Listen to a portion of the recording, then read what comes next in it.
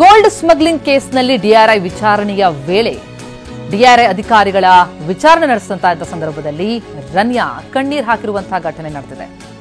DRI ಅಧಿಕಾರಿಗಳ ಕಸ್ಟಡಿಯಲ್ಲಿರುವಂತಹ ರನ್ಯಾ ರಾವ್ಗೆ ಪ್ರಶ್ನೆಗಳ ಸುರಿಮಳೆ. ಅಧಿಕಾರಿಗಳು ಏನು ಪ್ರಶ್ನೆ ಕೇಳಿದ್ರು ಕೂಡ ಯಾವುದಕ್ಕೂ ಉತ್ತರ ಹೇಳದೆ ರನ್ಯಾ ಕಣ್ಣೀರು ಹಾಕ್ತಾ ಇರುವಂತದ್ದು. ನನ್ನನ್ನ ಬ್ಲಾಕ್ ಮೇಲ್ ಮಾಡಲಾಗಿದೆ, ಟ್ರ್ಯಾಪ್ ಆಗಿದ್ದೇನೆ ಅನ್ನೋದಷ್ಟೇ ರನ್ಯಾ ಹೇಳ್ತಾ ಇರುವಂತಹ ವಿಚಾರ.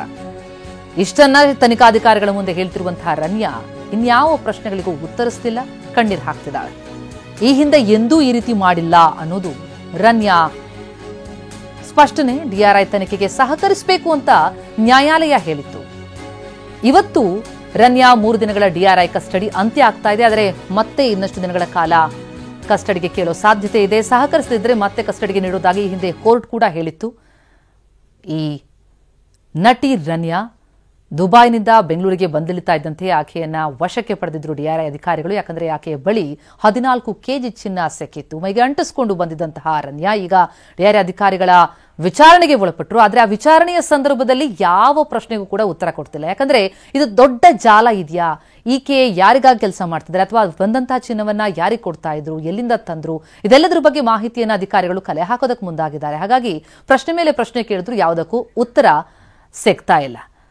ಬರೀ ಆಕೆ ಹೇಳ್ತಾ ಇರೋದಷ್ಟೇ, ನಾನು ಈ ಹಿಂದೆ ಎಂದೂ ಈ ರೀತಿ ಮಾಡಿಲ್ಲ, ಈ ಹಿಂದೆ ಎಂದೂ ಈ ರೀತಿ ಮಾಡಿಲ್ಲ ಅನ್ನೋದು. ಹಾಗೆ ಪತ್ರಿಕೆನಲ್ಲಿ ಗೊತ್ತಿದೆ, ಅಷ್ಟೇ ವಿಚಾರ ಗೊತ್ತಿದೆ. ಹಾಗಂತ ಹೇಳಿ ಪೊಲೀಸ್ ಇಲಾಖೆಯವರು, ಪೊಲೀಸ್ ಅವರ ತಂದೆಯವರು ಡೈರೆಕ್ಟರ್ ಜನರಲ್ ಪೊಲೀಸ್ DGP ಇದ್ದಾರೆ, ಅವರು ಫೆಸಿಲಿಟೇಟ್ ಮಾಡಿದ್ದಾರೆ ಅನ್ನೋದನ್ನು ಕೂಡ, ಅವರು ವೆಹಿಕಲ್ಸ್ ಹೋಗಿತ್ತು, ಅಲ್ಲಿ ಪೊಲೀಸ್ನವರು ಸಹಾಯ ಮಾಡಿದ್ರು ಅಂತದ್ದೆಲ್ಲ ಇದೆಲ್ಲ ತನಿಖೆ ಆಗಬೇಕು. CBIನವರು ತನಿಖೆ ವಹಿಸಿದ್ದಾರೆ ಅಂತ ಹೇಳಿದ್ದಾರೆ, ಅದು ತನಿಖೆ ಆಗಬೇಕು.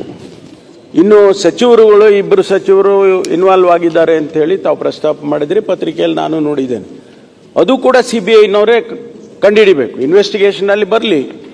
ಯಾವ ಸಚಿವರು ಈ ಚಿನ್ನದ ಏನು ಈ ಸ್ಮಗ್ಲಿಂಗ್ ಅಲ್ಲಿ ಇನ್ವಾಲ್ವ್ ಆಗಿದ್ದಾರೆ ಅದು CBIನವರು ಕಂಡುಹಿಡಿದ್ರೆ ಮುಂದೆ ಏನಾಗಬೇಕು ಅನ್ನೋದು ತಮ್ಗೆ ಗೊತ್ತಿದೆ. ಆದ್ರಿಂದ ನಾವು ಇದಕ್ಕೆ ಸ್ಪಷ್ಟವಾಗಿ ಇಷ್ಟೇ ಹೇಳ್ಬೋದು ವಿನಃ ಬೇರೆ ಏನು ಹೇಳೋದಕ್ಕಾಗೋದಿಲ್ಲ. CBI ಕೊಟ್ಟಿರೋದು ನೀವು CBI ಕೊಡಿ. ಈಗ ಯಾರೋ ಒಬ್ರು ಹಿರಿಯ ಅಧಿಕಾರಿಗಳಿಗೆ ಪೊಲೀಸರು ಬರೋದು, ರಕ್ಷಣೆ ಬರೋದು ಸರಿ. ಹಿರಿಯ ಅಧಿಕಾರಿಗಳ ಮಗಳಿಗೆ ಪೊಲೀಸರು ಹೆಂಗ್ ಪ್ರೋಟೋಕಾಲ್ ಆಗ್ತಾರೆ ಇದು ಸರ್ಕಾರಕ್ಕೆ ಗೊತ್ತಿಲ್ಲ. ಪೊಲೀಸ್ ಜೀಪ್ ಹೆಂಗ್ ಬಳಸ್ತಾರೆ ಇದರಿಂದ ಅನುಮಾನಗಳು. ಇದು ನಿಮಗೆ ನೀವು ಪತ್ರಿಕೆ ಹೇಳಿಕೆಗಳು ನೋಡಿದ್ರೆ ನಮಗೇನು ಗೊತ್ತಿಲ್ಲ ಇದು ಅಂತ ಹೇಳಿದ್ರೆ ಹಾಗಾದ್ರೆ ಸರ್ಕಾರದ CBI ಕೊಡಿ.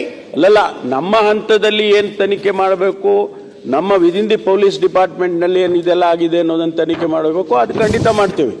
ಆದ್ರೆ CBIನವರು ಇನ್ವೆಸ್ಟಿಗೇಟ್ ಮಾಡಿ ಯಾರು ಇನ್ವಾಲ್ವ್ ಆಗಿದ್ದಾರೆ, ಎಷ್ಟು ಸ್ಮಗ್ಲಿಂಗ್ ಆಗಿದೆ, ಏನಾಗಿದೆ, ಅದು ಎಲ್ಲ CBIನವರು ವರದಿ ಬಂದ ನಂತರನೇ. ಸಾಗಾಣಿಕೆ ಆಗ್ತಿದ್ರೆ ಗೃಹ ಸಚಿವರಿಗೆ ಏನೂ ಗೊತ್ತಿಲ್ಲ ಅಂತಂದ್ರೆ ಏನ್ ನಡೀತಿದೆ ಸರ್? ನೋಡಿ, ತನಿಖೆಯಲ್ಲಿ ಯಾರೋ ಇದರಿಂದ ಯಾರನ್ನ ರಕ್ಷಣೆ ಮಾಡುವಂತ ಪ್ರಯತ್ನ ನಡೀತಿದೆ ಅಂತ ಅಷ್ಟೇ. ಇದರಿಂದ ರಕ್ಷಣೆ ಮಾಡುವಂತ ಪ್ರಯತ್ನ ನಡೀತಿದೆ. 3 ದಿನ ಆಯ್ತು ನಡೀತಾ ಇದೆ. ಈಗ ನೋಡಿ, ನೀವು ತಪ್ಪಿಸ್ತಾರೆ, ರಾಜಕೀಯ ಮಾಡ್ಲಿಕ್ಕೆ ಹೋಗಬೇಡಿ. ಈ ವಿಚಾರಣೆ ತನಿಖೆ ನಡೀತಾ ಇದೆ, ನಮ್ಗೇನು ಮಾಹಿತಿ ಕೊಡ್ಲಿಲ್ಲ ಅಂತ ಹೇಳಿದ್ದಾರೆ. ನಿಮ್ಗೆ ಹೆಚ್ಚಿನ ಮಾಹಿತಿ ಬೇಕಾದ್ರೆ ಕಚೇರಿಗೆ ಹೋಗಿ ಅವ್ರಿಗೆ ಮಾತಾಡಿಕೊಂಡು ನಿಮ್ಗೆಲ್ಲ ಮಾಹಿತಿ ಕೊಡ್ತಾರೆ. ಸುರೇಶ್ ಬಾಬು, ಒಂದೇ ನಿಮಿಷ. ಸುನಿಲ್ ಕೇಳಿರೋಂಥದ್ದು ಅದು DRI, ಅದು CBI ಏನ್ ಬೇಕಾದ್ರೂ ಮಾಡ್ಲಿ. ನಮ್ಮ ಪೊಲೀಸ್ ಇಲಾಖೆಯವರು ಪೊಲೀಸ್ ಜೀಪ್ ತಗೊಂಡು ಅವ್ರಿಗೆಲ್ಲ ಸೆಕ್ಯೂರಿಟಿ ಹೆಂಗ್ ಕೊಟ್ರು, ಅದ್ರ ಬಗ್ಗೆ ಗೃಹ ಸಚಿವರು ತನಿಖೆ ಮಾಡಬೇಕು ಅಂತ ಸುನಿಲ್ ಅವರು ಹೇಳ್ತಾ ಇರೋದು. ಅದ್ರ ಬಗ್ಗೆ ಈಗ ಪೊಲೀಸ್ ಇಲಾಖೆಯಿಂದ ಏನ್ ಫೇಲ್ಯೂರ್ ಆಗಿದೆ, ಸೆಕ್ಯೂರಿಟಿ. ನಾನು ಗೃಹ ಸಚಿವರಿಗೆ ಕೇಳಿದ್ರೆ ಚಿನ್ನದ ಪ್ರಭಾವಕ್ಕೆ ನೀವು ಒಳಗಾಗಬೇಡಿ ಅಂತ. ಅಲ್ಲ, ನಾವು ಚಿನ್ನದ ಪ್ರಭಾವಕ್ಕೆ ನೀವು ಒಳಗಾಗದಲೆ ಇದೊಂದು ಸರಿಯಾದಂತ ಬಂದೋಬಸ್ತ್ ಇದಕ್ಕೆ ಮಾಡಿ ಆಗ್ಬಹುದು. ಅಲ್ಲಮ್ಮ ಪಾಟೀಲ್ ಹಾಗೂ ಸುರೇಶ್ ಬಾಬು. ಸನ್ಮಾನ್ಯ ಅಧ್ಯಕ್ಷೆ, ಏನ್ ಕಲಬುರಗಿ ಜಿಲ್ಲೆಯಲ್ಲಿ ಸುಮಾರು ಇದು ಸದನದಲ್ಲಿ ನಡೆದಂತದ್ದು. ಸದನದಲ್ಲಿ ಇದೇ ವಿಷಯ ಪ್ರಸ್ತಾಪ ಆಗತ್ತೆ. ಸ್ಮಗ್ಲಿಂಗ್ ಕೇಸ್ನಲ್ಲಿ ಸಚಿವರ ಹೆಸರು ಕೇಳಿ ಬರ್ತಾ ಇದೆ ಅಂತ ಸುನಿಲ್ ಕುಮಾರ್ ಹೇಳಿರುವಂತದ್ದು. ಅದಕ್ಕೆ ಉತ್ತರಿಸ್ತಾರೆ ಹೋಮ್ ಮಿನಿಸ್ಟರ್. ಇದೆಲ್ಲದಕ್ಕೂ ಕೂಡ ಈಗ CBI ಎಂಟ್ರಿ ಕೊಡ್ತಾ ಇದೆ. CBI ಎಲ್ಲವನ್ನ ತನಿಖೆಗೆ ಒಳಪಡಿಸಲಿ, ಮುಂದೇನಾಗಬೇಕೋ ಕಾನೂನಾತ್ಮಕವಾಗಿ ಆಗತ್ತೆ ಅಂತಿದ್ದಾರೆ. ಆದ್ರೆ ಇಲ್ಲಿ ಪೊಲೀಸ್ ಜೀಪ್ನ ಬಳಕೆಯಾಗಿದೆ, ಆಕೆಗೆ ಸೆಕ್ಯೂರಿಟಿ ಕೊಡ್ತಾರೆ, ಪ್ರೋಟೋಕಾಲ್ ಎಲ್ಲ ಫಾಲೋ ಮಾಡ್ತಾ ಅಂದ್ರೆ ಏನರ್ಥ ಅನ್ನೋದು ಸುನಿಲ್ ಕುಮಾರ್ ಅವರ ಪ್ರಶ್ನೆ. ಚಿತ್ರನಟಿ ರನ್ಯಾ ರಾವ್ ಅವರು ಅಂತಾರಾಷ್ಟ್ರೀಯ ಚಿನ್ನ ಸಾಗಾಣಿಕೆಯಲ್ಲಿ ಬಹಳ ದೊಡ್ಡ ಪ್ರಮಾಣದಲ್ಲಿ ಸುದ್ದಿ ಆಗಿರೋದನ್ನ ನಾವು ಗಮನಿಸ್ತಾ ಇದ್ದೇವೆ.